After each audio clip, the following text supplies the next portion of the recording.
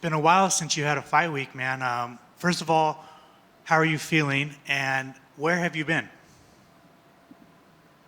How am I feeling? I feel good. I'm amazing. I'm here.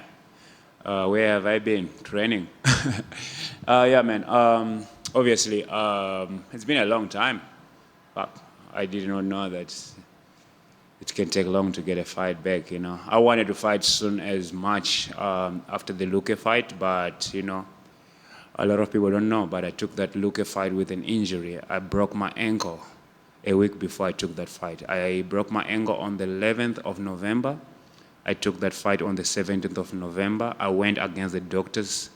I'm a hard head and rebellious. Sometimes I think my way is their way. And I said I'm going to make it to the fight, but I didn't make it to the fight in the way that I should. But it was a blessing. I wanted to be in the top 15, rushing to things again. So that's why I took my time to come back. I went back and my ankle healed completely around May. That's when my ankle healed. And I actually got offered a fight for May, and I declined the fight, not because of anything, but because I was not healed. I only started having full sparring in May. And I wanted to come back in June, end of June, International Fight Week. And then I got offered a fight for that as well. But a day before Sean offered me that fight, I broke my rib. My teammate kicked my rib and broke my rib, and I could not take the fight. And then, the rib injury took a while to heal, and I wanted to come back in August. I couldn't. I wanted to come back in September. I couldn't. I'm here in November for a good time. So it's a blessing. That's a long story. And I'm a better fighter now than I was when I fought Luque. Not excuse that I lost to Luque because of a broken ankle. I lost to Luque because Luque was well prepared more than me on that day. And I only realized it too late when I was in the cage. Do you regret taking that Luque fight because of your broken ankle? On the day of the fight, after I lost, I cried at T-Mobile like no other because I was regretting the decision of taking the fight. Because when I stepped in the cage with Luque, when he stand across from me, I knew I was not ready. But it was too late. I had to fight. And I said to myself, today I cannot, because my style, sometimes I wrestle, right? I knew that I had not wrestled. I didn't do any sparring. Anybody that knows, you can ask the coach that I was with here in Vegas and everybody that I was training with here in Vegas and the PI. I went against the PI doctors. The doctors told me that this is bad. You cannot fight with it, but it's up to you. It's your decision. You are the fighter. You can only go there and fight if you want, but our recommendation, don't fight. Don't take this fight. You don't have to take this fight. But again, I went against them, and I learned the lesson the hard way. Cried at T-Mobile, went home, got depressed, went to Russia for a week, not making right decisions, come back, and here we are, man. I'm in America, I'm blessed, and look at me. In your time away, obviously, you obviously can get better. You work on things, but you're also not fighting the thing that you like to do. So, was it hard not being able to fight for almost a year? Who told you I like fighting? Bro, I fight because it's the sport that I'm good at, I think. And I made an agreement with myself when I started this sport 15 years ago that I want to become a champion in the promotion that I was in previously in Africa. And I did that, and I said I want to be a champion in the UFC, and I'll do that. And it's about accomplishments for me. It's about the goals and setting goals and doing things that seem impossible. That's why I'm here, and I'm here for my goals. And nothing, whether I fall or I rise, the goal still remains the same. That's to become the champion. What do you think of your matchup against Jeremiah Wells? He's also been out for a minute, so. I don't know about how long he's been out. I don't care about that. I know that he's a good fighter. He's been in the UFC longer than I have been. even though we have equivalent fights in the UFC, but the main thing is that he has been in the UFC for longer than I have been. I remember watching him fighting my countryman, Blood Diamond, Mike Mateta, long time ago, because I wanted to be in the UFC, so I'm following my countryman, Mike Mateta. Shout out to him, and he won that fight long time ago, and I was not even expecting to be in the UFC then, but by the grace of God, I'm here, bro. He's a good fighter. If you want me to answer that, I'll never not take away anything from my opponent, because if I do that, then that means that I am underestimating him. I give him his props. He's a good fighter. But on Saturday, we'll see. How do you see yourself getting your hand raised on Saturday? My man, I'm not limited. I'm unlimited to any way of winning. Before, I used to be so fixated in one way. I'm good everywhere. I'm not limiting myself on this one. I am unlimited. It can be a doctor stoppage. It can be TKO. It can be KO. It can be submission. It can be, 30-24. Does not matter.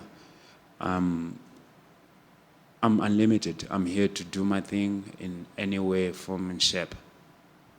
Last two questions for me. You changed your nickname? I knew. Yeah, bro. I've always been called Mamba behind the scenes. A lot of people call me Mamba back in Africa. I think it's because of my skin color or whatsoever. But I'm also a big Kobe Bryant. I'm a big Kobe Bryant fan. Kobe Bryant is almost my hero. Like he's my hero, honestly. When I started following his ways and the way he does things, that's when my life in this sport changed. I've always been a hard worker, but when I met, because, I stopped fighting for a bit, that I once retired from fighting when I lost the love of it back in 2016 or so. And when I wanted to make my comeback, the guy that I was looking up to was Kobe Bryant, and I made the comeback, and I made my promise that I wanted to be a champion when I come back to EFC, and I chose the hardest guy that was in the EFC. I went to the promotion and said, who is the hardest guy that if I beat him, I'm getting a title shot next? And they told me Jose Da Rocha, and that was the hardest guy knocking guys out in Africa. And I said to them, sign me up with him, and I followed the Mamba mindset, and I went in there, won the fight, and a few months later, I became the champion. So Kobe Bryant is my hero, because when I started following his path, I started accomplishing my goals. And yeah, Mamba this Saturday, the answer is gone. Mamba, Themba Gorimbo is here. Let's go. Love it. And obviously, there's been a lot of talk about UFC Africa. It's yet to happen, but what's it going to take to get the UFC over to Africa? And where do you think the best first fight night should be? Bro, you want...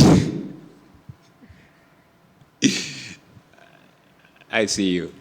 I know you want me to answer this question in some sort of way. I understand you. The best place, obviously, I would say the best place that has got the infrastructure in Africa is South Africa.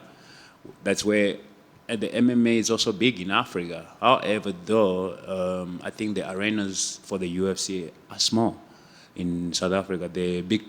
The big top arena, I think it's like that's Carnival City. I think it's 5.5. I don't know.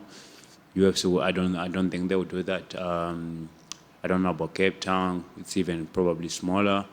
The last arena I fought in Africa was the Sun Arena. I think it's got 7,700 or so, 8,000. So I don't think. I think I heard that Ireland has got 12,000, 13,000 seater, and they can't even go there. So we need a bigger arena in Africa, and I think Nigeria is building one, but I saw as well it's like 10,000 seater. Kigali has got 11,000 seater. I've been in that arena.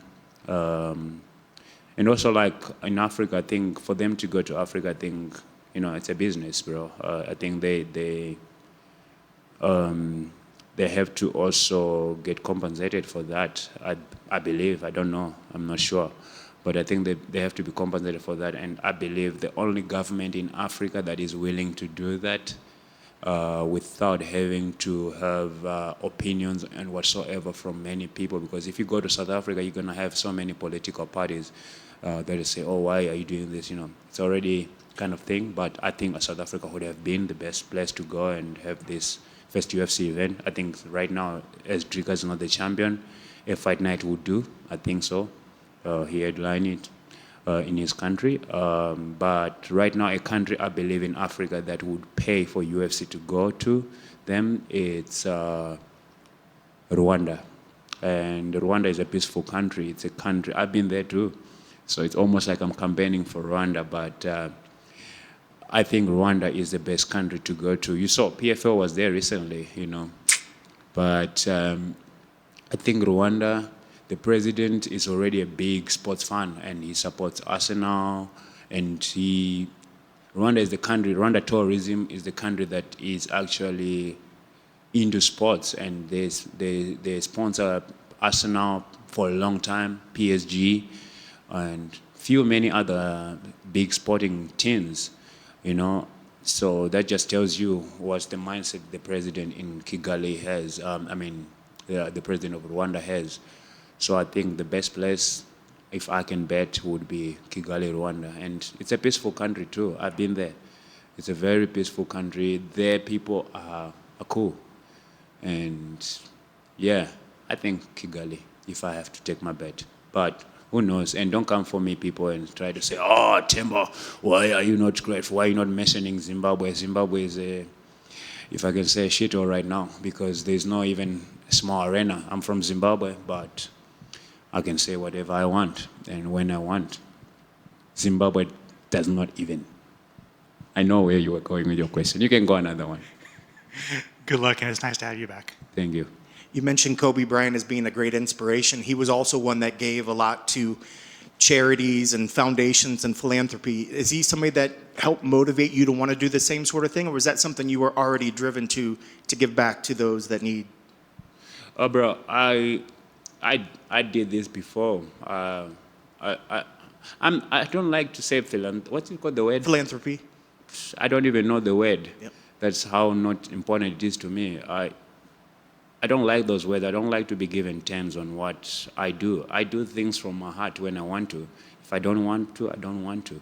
That's who I am. I do things when I want to. When I don't want to, I don't want to. I've always been, I believe, in my heart, I always want to help when I can. Even though sometimes it feels a bad taste in my heart after that, but I've learned to navigate through those things, and I'm a better human being today at doing those things than I was before. So Kobe Bryant, great human being. I looked through the Mamba mindset for the way he sees competition, the way he sees his training, his daily routines, and for this fight I followed that. So Saturday you'll see that. One quick one about your opponent. He is coming in on 2 losses. Do you think that changes the way he fights? Do you think he's going to come in feeling any extra pressure? My guy, he can be on 20 fight losing streak, 20 fight winning streak. I don't give a shit, honestly. I don't care. Because if I look at him too much, who am I? You know what I'm saying? I have my business to do. He has got his business to do. I don't give a shit about what he does. Sorry to swear, but I'm not sorry either. He will fight his fight. I'll fight my fight. We'll see. I say to you, he's a good fighter. I respect him. I'm here to do my job. I don't give a shit what circumstances under, bro.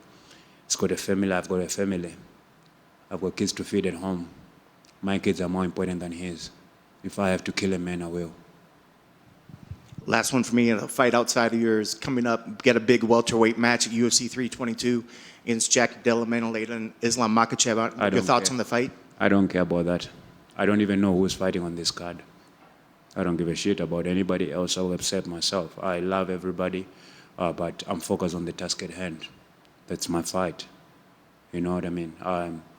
Respect to the guys ahead. Respect to the guys behind. I'm here for myself. Yeah, sorry to say, but yeah. That's a great answer. There's not really, we'll cross that bridge when we get there. For now, I focus on myself. If I focus on many people, then who am I?